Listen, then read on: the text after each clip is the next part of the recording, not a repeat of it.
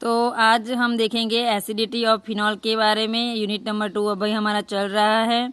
Organic chemistry 2 हम देख रहे हैं जो 3rd सेमेस्टर में आता है। तो आज हम बात करेंगे एसिडिटी ऑफ फिनॉल के बारे में। तो ठीक है, हमको पता है जैसे कि कोई भी कंपाउंड अगर डिसोशिएट होकर H+ आयन देता है तो हमको ये मालूम हो जाता है कि वो कंपाउंड एसिडिक नेचर शो करता है। ठीक है, तो अभी हम बात करें फिनॉल की। तो फिनॉल में अगर हम देखें तो अगर फिनॉल का डिसोसिएशन होता है तो वो फिनॉक्साइड आयन एंड H+ देता है। ठीक है, तो ये जो H+ है वो क्या शो करता है कि कंपाउंड के पास मतलब कि फिनॉल के पास एसिडिक नेचर है। ठीक है, तो ये उसका पॉइंट है जो आपको याद रखना है। नेक्स्ट हम आगे देखते हैं। तो फिनॉल जब डिसोशिएट होता है तो 2 फॉर्म बनाता है, एक फिनॉक्साइड आयन बनाता है जैसे कि अभी हमने आगे देखा, और एक H+ बनाता है। H+ जो होता है वो एसिडिक नेचर शो करता है।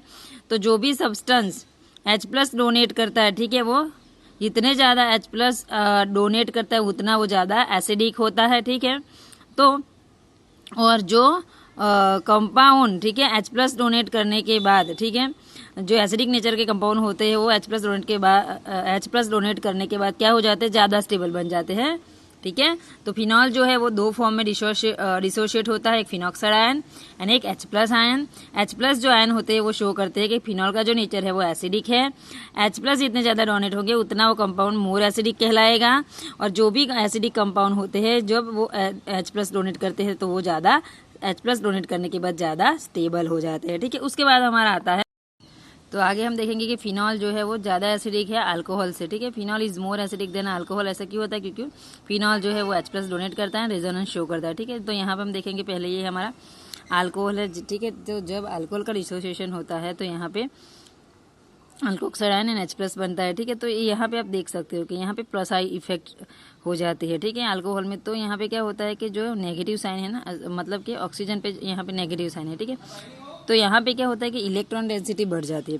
तो इलेक्ट्रॉन डेंसिटी बढ़ जाती है तो क्या करता है, H को अपनी साइड खींचने के ट्राई करता है। ठीक है, तो यहाँ से H+ इजीली जो होता है वो रिलीज नहीं हो पाता है। ठीक है, तो जहाँ पे H+ इजीली रिलीज नहीं हो पाता है वहाँ जो एसिडिटी होती है वो कम हो जाती है। ठीक है, और जैसे कि यहाँ पे आप देख सकते हो कि हमारा फिनॉल है। ठीक है, तो फिनॉल में क्या होता है, माइनस आई इफेक्ट यहाँ पे होती है, जिसमें क्या होता है कि यहाँ पे जो इलेक्ट्रॉन डेंसिटी होती है O पे, ठीक है, वो कम हो जाती है। वो H+ को इजीली यहाँ पे रिलीज हो यहाँ पे इजीली रिलीज मतलब यहाँ से H+ को आराम से जाने देता है। क्यों, क्योंकि यहाँ पे आपको पता है कि फिनॉल मतलब फिनॉक्साइड आयन जब बनता है तब रेजोनेंस स्टार्ट हो जाता है। रेजोनेंस की वजह से क्या होता है कि H+ को अपने पास खींचने का ट्राई नहीं करता, उसको इजीली जाने को बोलता है, मतलब कि इजीली रिलीज करता है। ठीक है, तो यहाँ पे रेजोनेंस की वजह से H+ इजीली रिलीज हो जाते हैं, तो यहाँ माइनस आई इफेक्ट लगती है।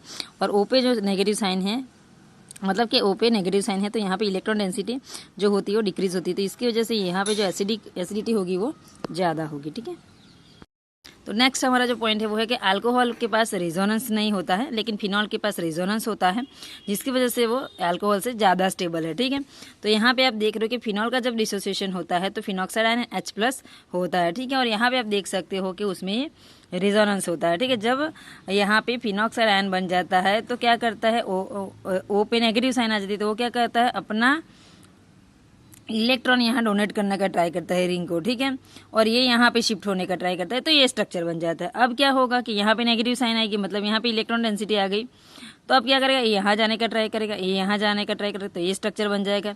अब आगे क्या होगा कि ये नेगेटिव साइन यहाँ जाने का ट्राई करेगा, यहाँ जाने का ट्राई करेगा, तो ये स्ट्रक्चर बन जाएगा।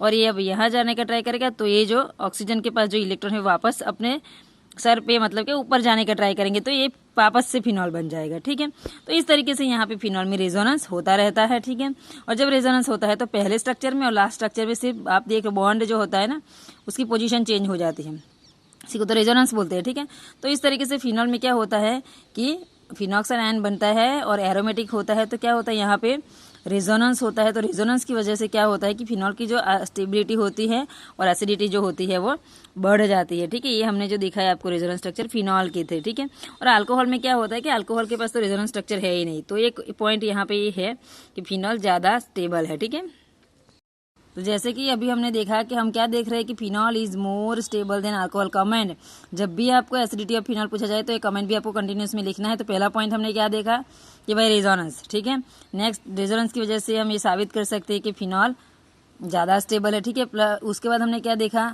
आई इफेक्ट के बारे में देखा, उसको डिसोशिएट करके। ठीक है, अब हम देखेंगे पीके वैल्यू।